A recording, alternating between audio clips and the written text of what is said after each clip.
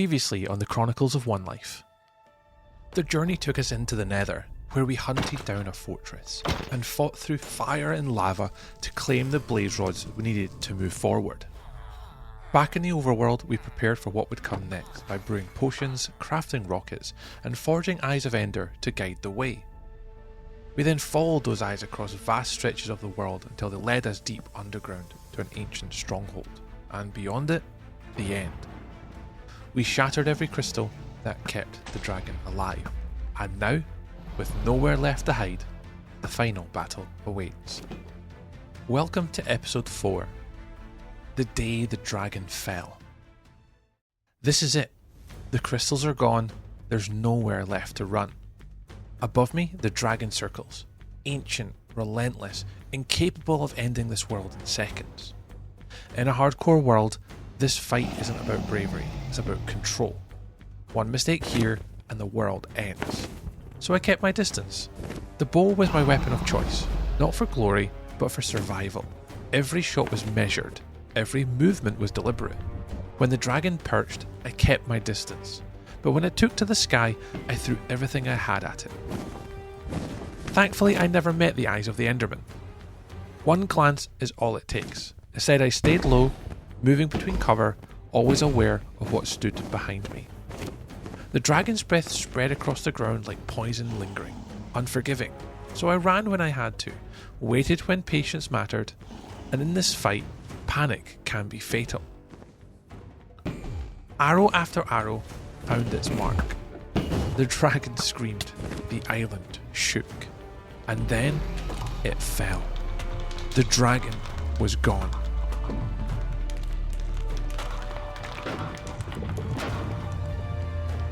Victory washed over the end, and we claimed our prize, the dragon egg. But the danger wasn't over, because beyond this island lies something greater. Wings, flight, and a new way to explore this world. A new portal appeared to take us on our next new adventure. Although it may seem early to do this, there comes a certain excitement to trying. But to survive, we will and must be calculated. The first step is to rise up to the portal. This does take a bit of time, but we eventually get there using some local endstone. And what we would use next is a trap door. What this does is allows us to push ourselves down to the 1 block gap. You can use pearls, however we decided to use the trap door method. This would then teleport us further into the end dimension, sending us on that next adventure.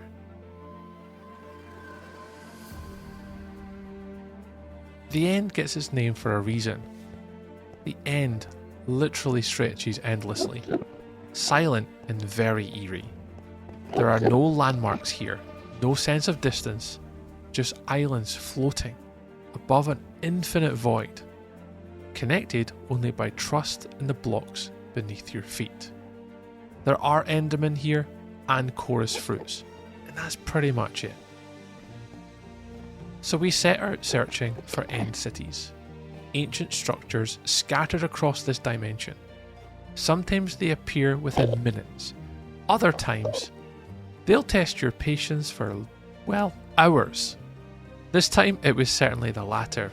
We had travelled for a very long time. We bridged across island after island, carving paths through nothingness.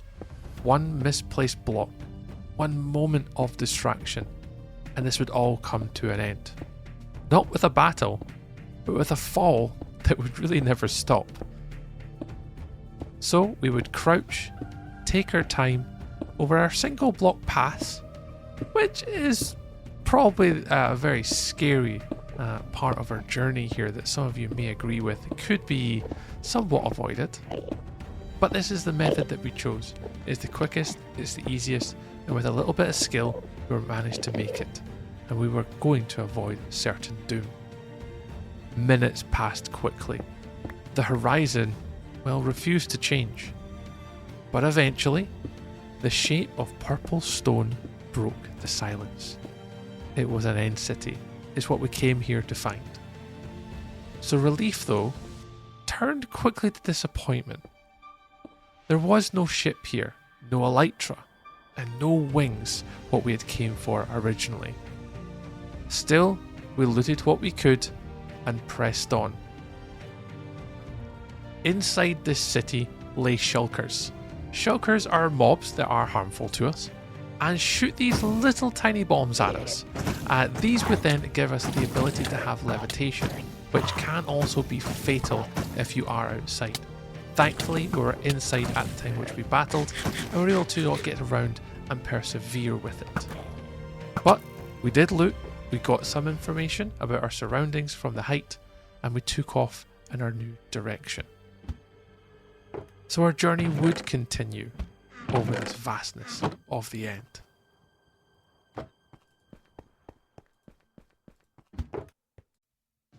Once we had made our way down from the top of this small end city structure, we continued onwards, picking one direction and sticking to our path, but always trying to avoid the Endermen who continually would look at us. This did mean longer bridges, wider gaps, and a lot more risk. But there would be no turning back now for us. The path would go on, and on, and on. The further we travelled, my resources would grow thin. Food and tool durability were becoming a bit of a concern as we went further on our journey deeper into the end. The end seemed to just never end, and our hopes and confidence were slowly diminishing with every step forward we had taken. Until finally, the end would reward our persistence and provide us with a much needed boost after hours of searching. 2 end cities stood ahead of us, both with ships. It was time to get closer, complete our final bridges, and gather some final resources before we would ascend to our destination.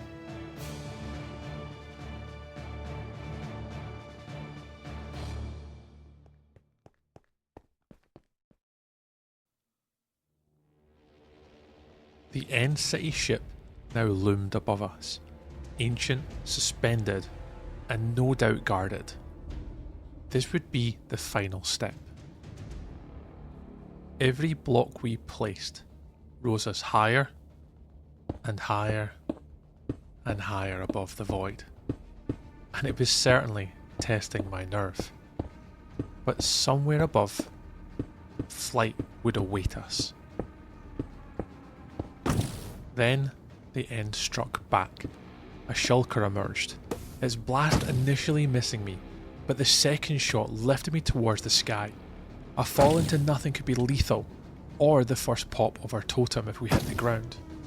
However, we were lucky to be under the ship's stern, and instinct took over. I dove inside the ship, barely escaping the void.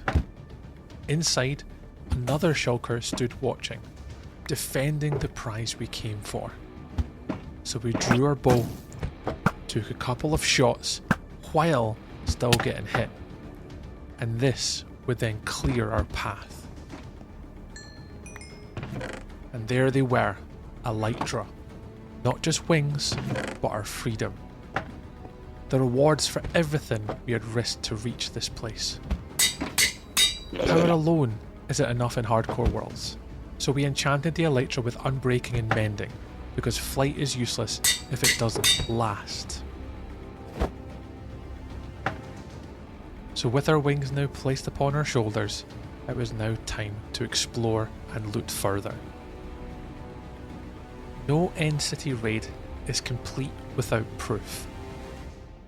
The Dragonhead came down with us, a symbol of survival and a reminder of what we had overcome. At the bow of the ship, we managed to sort of protect ourselves, give ourselves a bit of a platform, and ensure that that item would be in our inventory for the trip home. What would come next is the moment we've been waiting for, our first flight through the end. The void fell away beneath us, as we soared, opening the next stage of the journey. We looted every structure we could reach. Shulker shells for future storage, ender chests, and even the treasures hidden within the city's towers were all for us to take. These structures can be lethal, so we do have to be careful. These shulkers do appear in most of the city structures, so using our bow, we would keep our distance at all times while we looted and try to stay out of trouble where absolutely possible.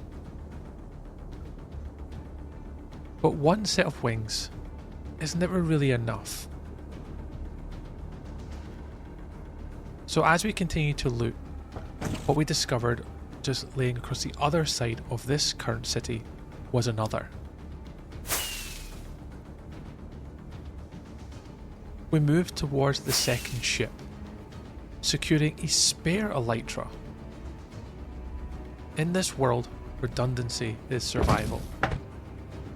But having two sets of wings, this would surely do us for the rest of our days. Yes, there was an Enderman in here, and also a shulker, which we had to deal with carefully, avoiding the eyes of the Enderman and taking out the shulker. This seemed to not be any problems. Well, at least for now, we kept our cool. More cities appeared on the horizon, however, so we had none for hours, yet 4 lay right in front of us. More loot, more risk though. But greed ends hardcore worlds, so we chose discipline and lived to tell the story. I did, in all honesty, check out these chests, as you can see, but I got out of there as quick as I had arrived.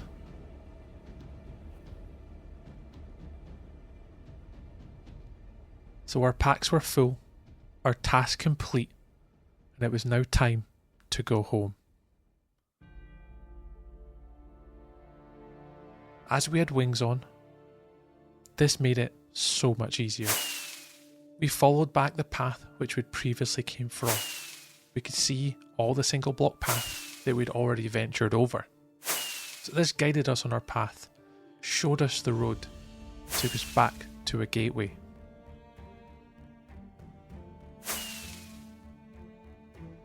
It seemed peaceful, and it is. The end is truly magnificent. But with not worrying about having to walk over the void, but simply fly over it now, we could enjoy the peace. After a short while, a portal revealed itself. This would be our escape from the end. The portal back to the Dragon Island stood waiting.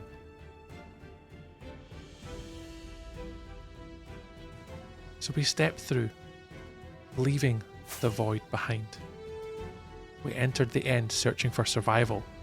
We defeated the dragon, and we returned with the wings. As we entered back into the overworld, it was night time. But as we slept, and daytime was blissful to see, we did have to deal with now the next part of our adventure. However, that's a story that can wait for another time on the Chronicles of One Life.